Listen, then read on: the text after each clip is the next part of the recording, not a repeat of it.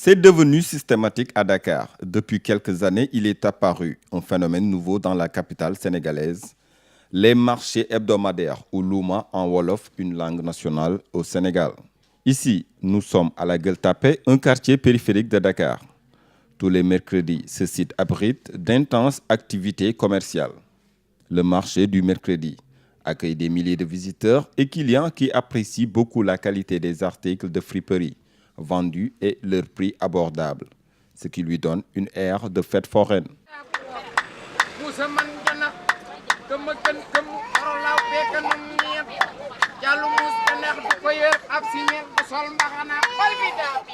Le quartier de Gueule-Tapée n'est pas sans doute le seul qui abrite les marchés hebdomadaires dakarois.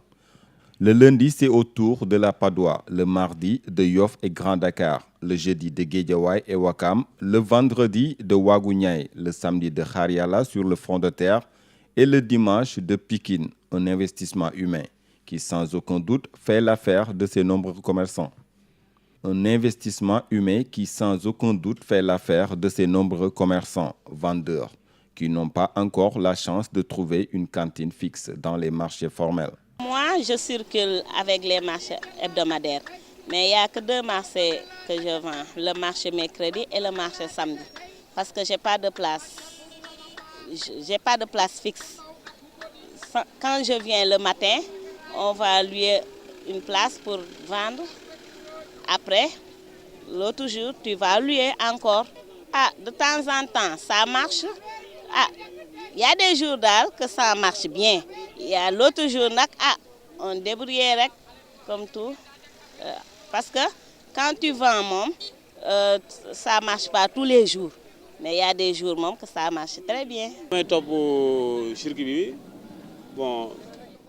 Moi, je poursuis le circuit. Parfois, c'est à Pékin ou à Castor. Mais ceux qui restent aussi sur place, ils paient leur taxe à la mairie. Moi, je fais les deux, c'est-à-dire le marché hebdomadaire, mais aussi, quand le marché bouge, je reste sur les lieux. Et en ce moment, je paie 150 francs tous les jours à la mairie. Je n'ai pas vraiment les moyens pour suivre le circuit. J'ai trop de charges et la vie est très dure. Si ces commerçants se frottent les mains à l'occasion de ces marchés périodiques, il y a cependant un impair de taille. Certains de ces commerçants se sont sédentarisés et squattent les espaces toute la semaine. Parce que vraiment, la mairie n'est pas là pour quand même créer des marchés. Moi, en tout cas, j'attends le nouveau gouvernement sur ce plan-là, parce que vous savez aussi, Dakar ne peut pas connaître à être un marché. Donc on va voir par rapport à ce qu'ils disent qu'ils vont changer, qu'est-ce qu'ils vont changer par rapport à ce qui se passe. Parce que quand on nous parle de marchand ambulant, mais le marchand ambulant, il est dans les rues. Ce qu'on appelle marchand ambulant, c'est des tabliers. Et on ne peut pas mettre sa table où on veut, quand même.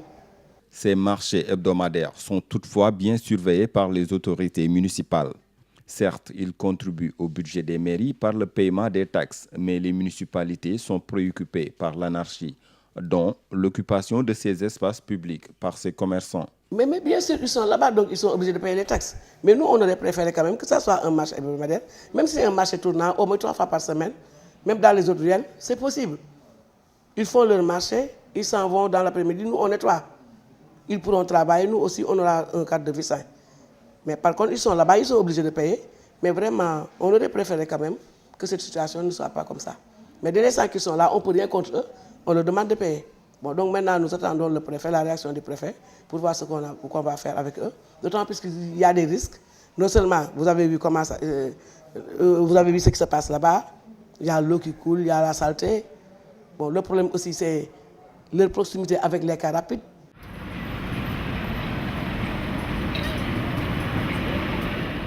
Et ce n'est pas seulement les autorités municipales qui se plaignent, les riverains aussi.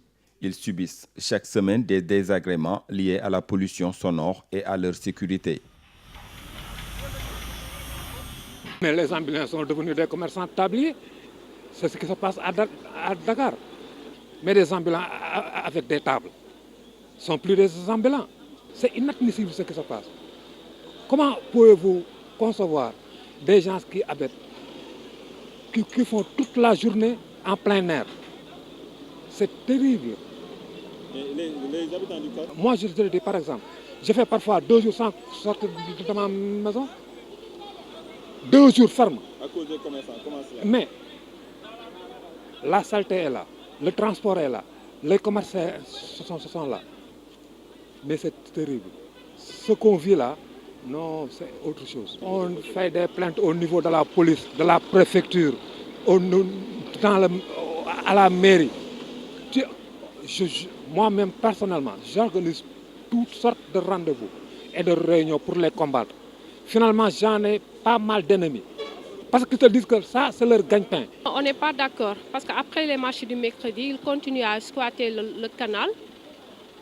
D'habitude, ils n'habitent pas ici, c'est des étrangers, la plupart, et les autres, ils viennent du village. On a même écrit une plainte, on a adressé au maire, à la police et au préfet. Le résultat, jusqu'à présent, on n'a pas de résultat. Ouais.